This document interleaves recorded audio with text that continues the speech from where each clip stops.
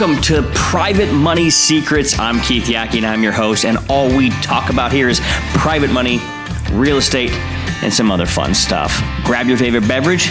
Let's dive in. Hey, it's Keith Yackey here, and I'm excited for this video to share with you one of the things that I get asked a lot in coaching real estate entrepreneurs how to raise private money, or coaching just anybody, to better their life and to live the life they want. One of the things they talk to me about constantly, and one thing that I was actually nervous about early on, was I feel fear. I'm nervous about taking the next step, or I'm scared to talk to somebody about raising private money, or this is talking to people about raising private money is probably very much like a guy walking up to a pretty girl and asking her out, or saying hey, or whatever line he uses.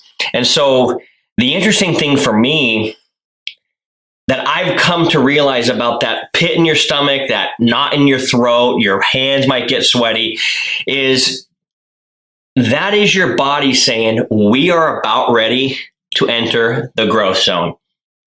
You've everything else that you're comfortable with, but now you're on high alert. The best analogy I can think of is, remember when you learned how to drive a car? Remember how you focused on everything, the wheel, you're 10 and 2, and if you drove a stick, that was like its own new thing to try and learn. But if it wasn't a stick, you're backing up. You're over the shoulder, your signal, me, you're over the shoulder, go, when you're changing lanes, everything is a big deal and you're super hyper on it. And then you get super, super comfortable.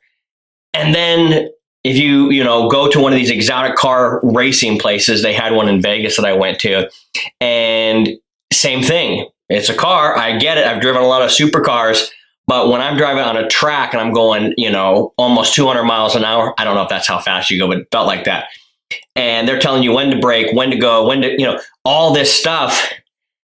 It's a whole new heightened level of awareness. Now, why does our body do this? Why do we feel this, and some people shrink away and some people move into it? I think it's just understanding. It's understanding that for me to be able to accomplish what I'm wanting to accomplish, and remember, when I first started raising private money, I was deathly afraid. I didn't know what to say. I kind of did, but not really. I didn't have real good coaching. I kind of heard this and kind of heard that and kind of had to fumble my way around on it. But the difference between the person that gets really great at raising private money has a couple of understandings. Number one, if you're going to do multiple deals and you're starting off with no money, it does take money to make money. It just doesn't have to be yours. So you're going to have to learn how to raise private money. It's like that thing that you're like, I'm just going to learn how to do this. Kind of like a guy who says, if I'm ever going to get married, I'm going to have to learn how to talk to women if I'm ever going to get one to like me and want to marry me. So it's, first of all, you have this understanding of, I'm going to have to learn this. The second thing is that understanding of saying, hey, listen, for me to be able to do this game at the level I want, I am going to have to be able to do this. So I've got to get comfortable with this. And the truth of the matter is, my body is telling me we need to grow. So therefore, I'm going to lean into it to grow. I'm going to have to lean into this, and I'm going to have to acquire this skill, and I might fumble it. And I think that's where most people are the most afraid, is they're afraid of looking stupid. Why? Well, we grew up in a school system here in America where if you got D's and F's, people looked at you like you were stupid. Or if you got held back a grade because you failed, you looked stupid. And so we've learned to try and not look stupid, because that will save us from, all that hurt and guilt and shame and other people laughing at us. But the real truth of the matter is, the person that can push through that and says, oh, that's a growth zone. I need to now push myself to get that skill to where this is no longer uncomfortable. That's the person that actually learns it. And I'm telling you, you don't have to be an extrovert. You don't have to be outgoing and gregarious or charismatic. And a lot of times people think, because I teach this and because I'm comfortable on camera, I'm comfortable on stage in front of thousands and thousands of people, that you have to have the same personality as me to be able to do that. That's not true. No, in fact, I found a lot of introverts are just as great or better at raising private money than even an extrovert like myself. But it's that understanding that this is the growth zone, and to expect it to be normal, excuse me, to feel this way. You're going to feel nervous. Another great analogy and story that I remember is, I did stand-up comedy. I did about 150 shows. I did, I was working on the Strip every night in Las Vegas. At my buddy Don's club. It was so much fun. I learned so much. And even though I knew the bits and even though I knew what was going to go and I knew where people would laugh, you still got a little bit nervous. And that's biology, man. Your biochemistry is saying, hey, we're putting ourselves out there right now. There's a chance for an acceptance or a rejection, and your body's just going to feel those things. So don't be shocked. I mean, I believe it was Bob Hope or Johnny Carson, one of those two guys, or maybe both, said they still got exceedingly nervous before they went on stage. And these are the guys that had done it for years and years and years nightly with shows and were about as top as you could get when it comes to entertainers. So it still happens to people who are really good or really comfortable. They just become comfortable in how to learn how to navigate through that. But I believe the real thing you want here is to understand the understanding that, listen, when you feel afraid, it's okay. That's normal. You have to just push through that. And you're going to flop a couple of times, but that's okay. It's okay. If you follow my methodology and how I open and how I do my very first meeting, then you'll understand what to say. You're still going to be nervous going into it, but being prepared is very, very optimal. And a couple of things, and I'll shoot another video about what you should do in your first meeting.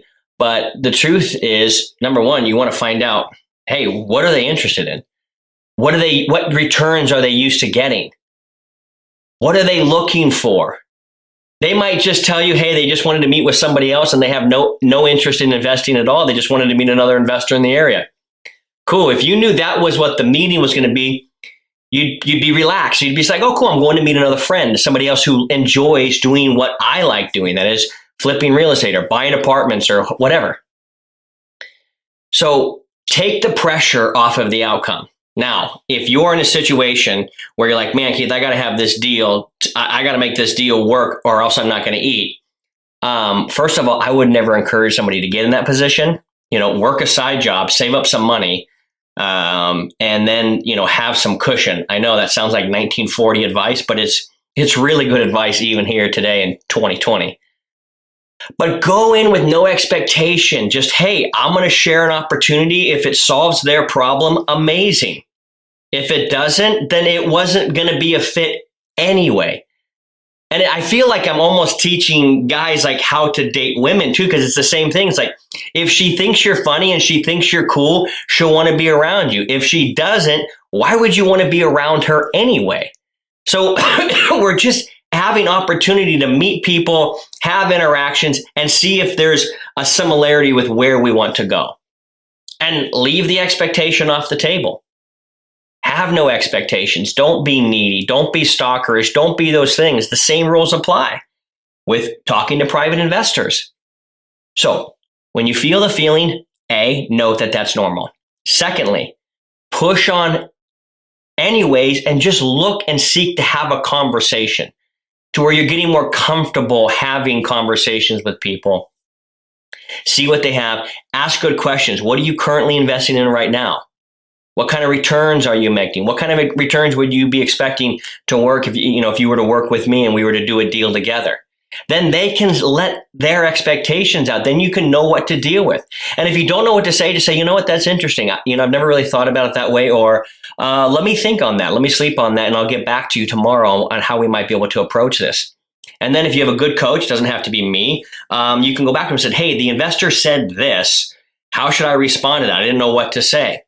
But that's a much better situation that you get to get in there and you go, I don't really know what to say next. And then talk to somebody who does know how to coach you through that, as opposed to never going there at all because you're simply afraid. That's the difference. That's the difference between people who are uglier than you and dumber than you and not as quick as you that are advancing in this game of investing in real estate because they're willing to feel that fear and they keep marching on. They realize this is normal.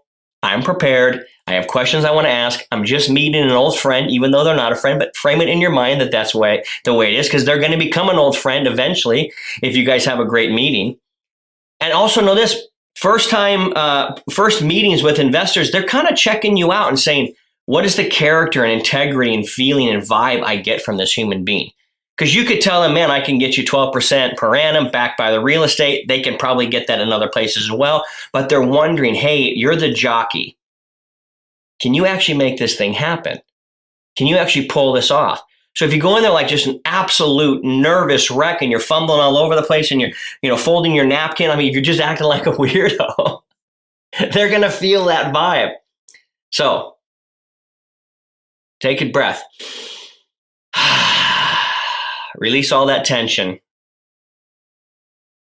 And then just walk in there with the intention of saying, hey, let's see if this is a good fit. If it's not, no big deal. If it is, awesome. If this resonated with you, go ahead and subscribe to our YouTube channel so that way you can get videos as we bring them out.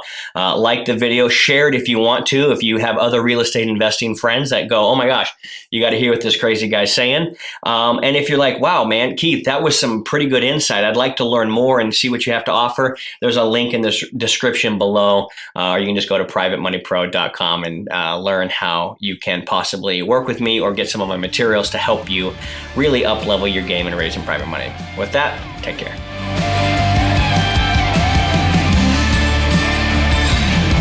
All right, so if you're wanting to learn how to raise more private money, go to www.privatemoneypro.com, www.privatemoneypro.com, where I can show you how to be a private money pro. Take care and go rock it.